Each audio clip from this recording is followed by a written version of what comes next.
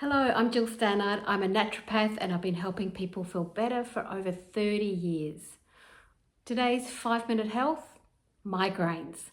I have 5 common triggers and these are things I've observed in my clients over the years. If the first 4 don't ring your bell, you can't relate to them, hang on for the 5th one. It's an interesting one.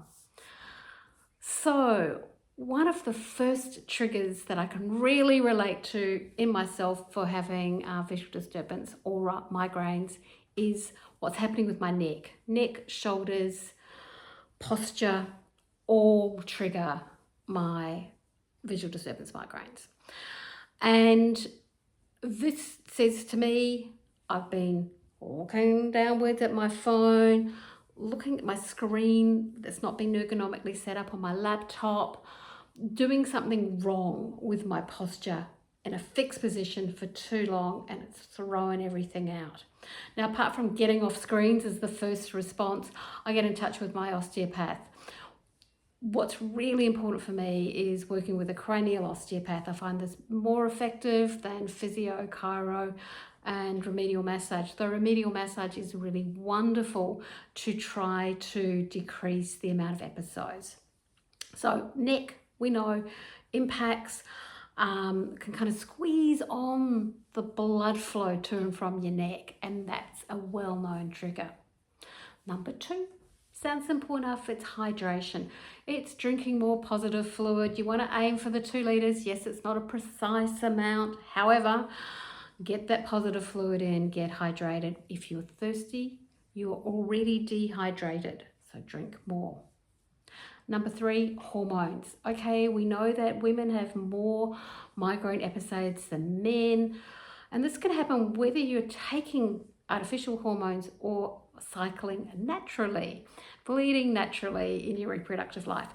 So if you are on a patch, a pill, an implant, something to do with the pill for contraception or HRT for menopause, you might find that migraines can happen randomly. Or if you're on a tri or biphasic pill, you know, where there are different colors on the pill packet, it might always happen at that same time that you're taking a specific number of the pill. When you are not taking hormones and cycling naturally, often it will happen at a specific time, most commonly perimenstrual, which is just around your period, premenstrual, just leading up to your period, or an ovulation. Now, when that occurs, naturopathically and herbally, there are things that we can explore to try to change this pattern, and it can be really effective. Number 4 is sinuses. I don't know if you have experienced this as a migraine sufferer, but it's something I've definitely experienced with a number of clients, and it can be chronic allergies blocking their sinuses, infections, the architecture of the sinuses like deviated septums and polyps and things like that. But can also be that you've got a food intolerance and certain common foods that you're eating are making you snotty and congested. So see if there's a connection going on between your sinuses and your migraines. And if there is, there's a number of things that we can explore naturally. And number 5, okay, how do I put this? I've seen a number of clients who are incredibly hardworking, incredibly conscientious. They give it all. They give it all to their work, to their family, to their friends. They'll say yes to everything, even if they're exhausted. And I'll find with them, they might be extremely tired, really run down. They might have an infection, but they'll keep on soldiering on. But what will slay them is a migraine. A migraine means they switch off, they go to a dark room, they lie down, they take painkillers, they sleep.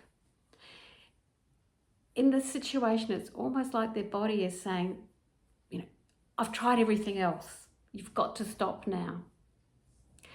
Now, interestingly, there are some great new pharmaceutical migraine treatments, and even if that is dulling your migraine or, suppressing your migraine, still look for these triggers, because if you understand the triggers, you've got a pathway to treat it, particularly when you're working with someone like me who's an experienced naturopath. I hope you've enjoyed these 5 Minutes Health. You can find me at gillstannard.com.au, that's Gill with a G. I work online with people around the world. Our consultations are via Zoom, and all the bookings are also made online. So you can check out my website if you're interested. Please like, subscribe, and get in touch if you'd like to see more of these.